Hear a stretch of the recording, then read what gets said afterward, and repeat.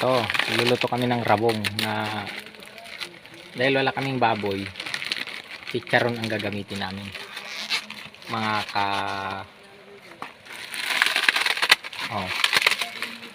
labong sa Tagalog. Dahil wala kaming baboy, chicharon. Adobo yan. Tapos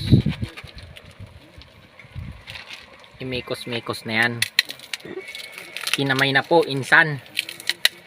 Yan. Tapos makikita nyo labong yan.